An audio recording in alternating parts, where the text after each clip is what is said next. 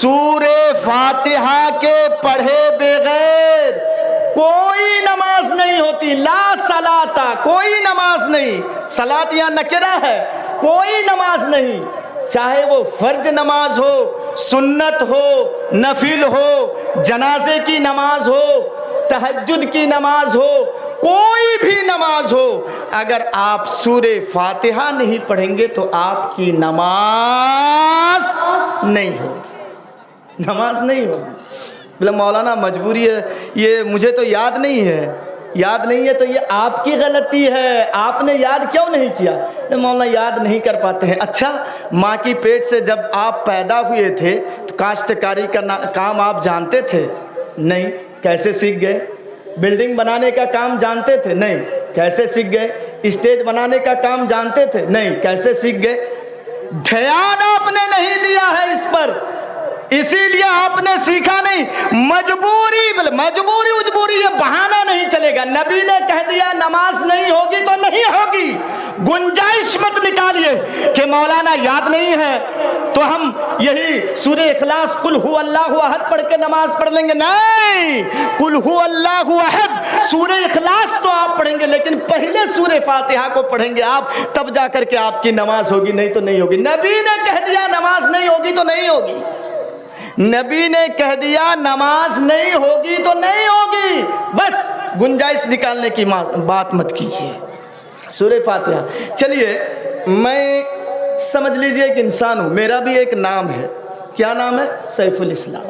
ایک نام ہے میرا. تو اس سورت کا نام کیا ہے؟ سورۃ الفاتحہ. لیکن قرآن و حدیث کی روشنی میں اس سورت کے بہت سے نام ہیں. آج اگر تقریر آپ سمجھ گئے نا تو انشاءاللہ فائدہ ہوگا. ہدایت کا مالک اللہ ہے. غور سے سنیے. اس سورت کے بہت سے نام ہیں. ایک دو نام میں بتا رہا ہوں. سورۃ الفاتحہ. قرآن کھولیں گے آپ، جیسے ہی آپ قرآن کھولیں گے سب سے پہلے اسی سورت پر نظر پڑے گی. سورۃ الفاتحہ. اس مناسبت سے اس سورت کا کیا نام رکھا گیا؟ سورۃ الفاتحہ. آگے بڑھیے. اس سورت میں کیسے مانگا جاتا ہے؟ ہم آپ سے 2000 روپے ادھار لیں گے، مجھے ضرورت ہے، ابھی میرے پاس پیسے نہیں ہیں، میں آپ سے ادھار لوں گا. تو مانگنے کا طریقہ سکھایا گیا ہے. مانگنے کا طریقہ سکھایا گیا ہے. یہاں دعا ہے، اس لیے اس سورت کا ایک نام سورۃ الدعا بھی ہے. اچھا، یہ سورت نماز میں پڑھی جاتی ہے اور بار بار پڑھی جاتی ہے. بار بار کا مطلب سمجھے نا؟ ہم 2 رکعت نماز پڑھ رہے ہیں، سمجھ لیجئے ابھی کچھ دیر بعد فجر کی نماز پڑھیں گے نا.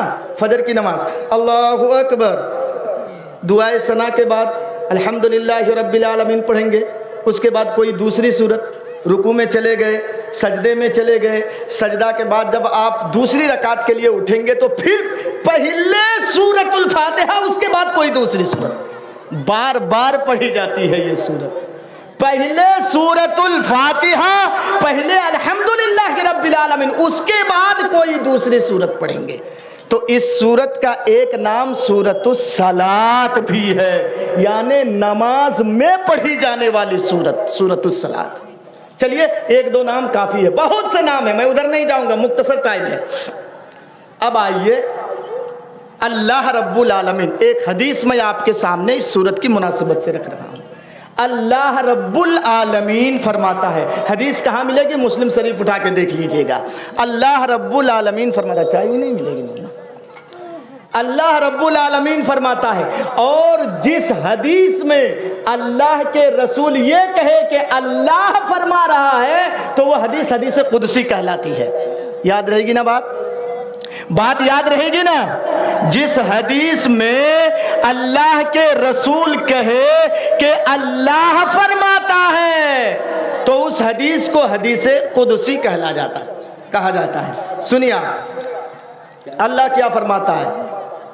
قسمت الصلاۃ بینا و بین عبدی نصفین. میں نے نماز کو میرے اور میرے بندوں کے درمیان آدھا آدھا بانٹ دیا ہے. کون کہہ رہا ہے؟ اللہ کہہ رہا ہے. غور سے سنیے, کس کو بانٹا ہے؟ نماز کو. میں نے نماز کو میرے اور میرے بندوں کے درمیان آدھا آدھا بانٹ دیا ہے. ارے اللہ نماز کہہ کس کو رہا ہے؟ رکوع کو, سجدہ کو, ہاں بیٹھنے کو نہیں. نماز کس کو کہہ رہا اللہ؟ سورۃ الفاتحہ کو, الحمدللہ رب العالمین کو کہہ رہا اللہ. اور کیا کہہ رہا؟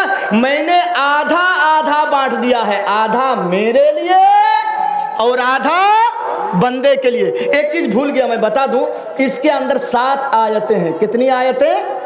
7. اب یاد رکھیے. اور اللہ کہہ رہا ہے میں نے آدھا آدھا بانٹ دیا ہے, آدھا میرے لیے آدھا بندہ کے لیے. کیسے؟ چلیے میں حدیث پڑھتا جا رہا ہوں, آپ لوگ غور کیجئے گا.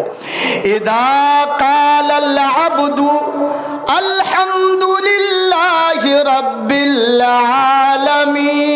العالمین, جب بندہ کہتا ہے الحمد للہ رب العالمین, قال اللہ عز وجل حمدنی عبدی, تو اللہ فرشتوں کو جمع کر کے کہتا ہے فرشتوں گواہ رہو میرے بندے نے میری حمد بیان کی. اللہ جواب دے دیا. ہاں جیسے ہی بندہ کہتا ہے الحمدللہ رب العالمین, اللہ کہتا ہے حمدنی عبدی, میرے بندے نے میری حمد بیان کی. اچھا اس کے بعد چلیے, ایک ہو گیا نا.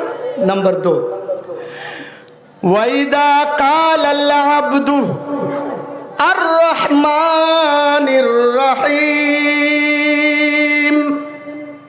اور جب بندہ کہتا ہے الرحمن الرحیم, قال اللہ عز وجل, تو اللہ اس کے جواب میں پھر کہتا ہے اثنا عبدی, میرے بندے نے میری ثنا بیان کی. اللہ جواب دے رہا ہے. دیکھیے ایسا نہیں لگ رہا کہ بات چیت ہو رہی ہے, ایسا نہیں لگ رہا. ایک جملہ آپ بول کے ٹھہر گئے تو اس کا جواب مل رہا ہے, ایسے نہیں ہو رہا. اللہ اکبر. 2 چیزیں ہو گئی. نمبر 3, وَإِذَا قَالَ الْعَبْدُ مَالِكِ يَوْمِ الدِّينِ, اور جب بندہ کہتا ہے مالک یوم الدین, قال اللہ عز وجل, تو اللہ اس کے جواب میں پھر کہتا ہے مجدنی عبدی, میرے بندے نے میری بزرگی بیان کی. یہ 3 آیت کا تعلق کس سے ہے؟ اللہ سے. یاد رکھیے گا, سمجھیے تقریر. اب بہت سنے ہیں جہیز کے بارے میں, منتر التر بہت سنے ہیں آپ, اور اسی چینل والوں کے لیے منتر انتر ہم لوگ کم کر دیا. اپنے آپ کو سیفٹی رکھنا پڑتا ہے. سنیے بہت تقریر سن چکے ہیں. آج جو قرآن کی سب سے پہلی سورت ہے اسی کے بارے میں کچھ سن لیجئے. میں بیٹھ کے سوچ رہا تھا جیسے آپ لوگ ٹائم پیچھے ہٹاتے جا رہے ہیں, میں موڈ بناتے جا رہا ہوں کہ کیا سناؤں آپ لوگوں کو. سنیے تو ان 3 آیت کا تعلق کس سے ہے؟ اللہ سے, اوپر والے سے. اچھا بیچ میں آئیے, ایاک نعبد و ایاک نستعین, یہ بیچ میں ایک آیت چھوڑ دیجئے. اس میں بعد میں آ رہا ہوں, یہ کس کے لیے ہے یہ میں بعد میں آ رہا ہوں. اب آئیے, اہدنا الصراط المستقیم, اے اللہ تو مجھے سیدھا راستہ دکھلا. یہ کون مانگ رہا ہے؟ کون مانگ رہا ہے؟ یہ بندہ. سیدھا راستہ دکھلا.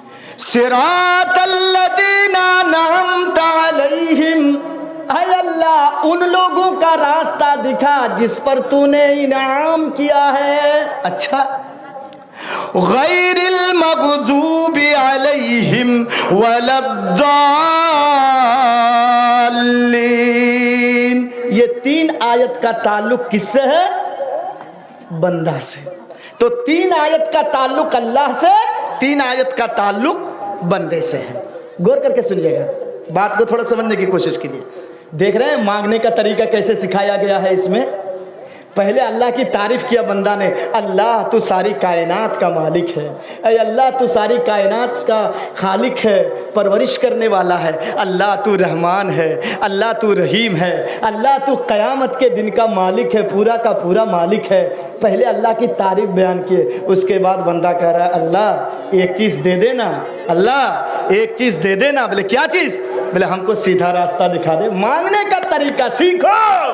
आपकी बेटी की शादी है, 5,000 रुपये की आपको जरूरत है, कोई नहीं दे रहा है। आप किसी के पास गए, डायरेक्ट जाके मत बोलिए कि इधर सुनिए ना, वो 5,000 की जरूरत है, थोड़ा दे दीजिए ना, मेरी बेटी की शादी है, बाद में मैं आपको दे दूंगा। नहीं नहीं नहीं, ये मांगने का तरीका नहीं है। सूरह फातिहा से सीख लीजिए, ये मांगने का तरीका नहीं है। पहले उससे आप जाइए, सलाम कीजिए, वालेकुम अस्सलाम, अस्सलाम वालेकुम, वालेकुम अस्सलाम, अच्छा बैठिए, वो चाय पानी लेकर के आएगा, आप तारीफ़ कीजिए, मैं आपकी बड़ी शोहरत सुन रहा था, मैं वो क्या काम कर रहे हैं, कहाँ हैं अभी, 2 मिनट बात कीजिए, उसके बाद आप कहिए कि अच्छा वो बात तो आगे निकल गई, मैं आपके पास एक काम के लिए आया था। भाई क्या? वो मुझे 5,000 की ज़रूरत थी, बेटी की शादी है, वो सैलरी मिलेगी हमको 1 तारीख में, वो 2 तारीख में आपको मैं दे दूंगा।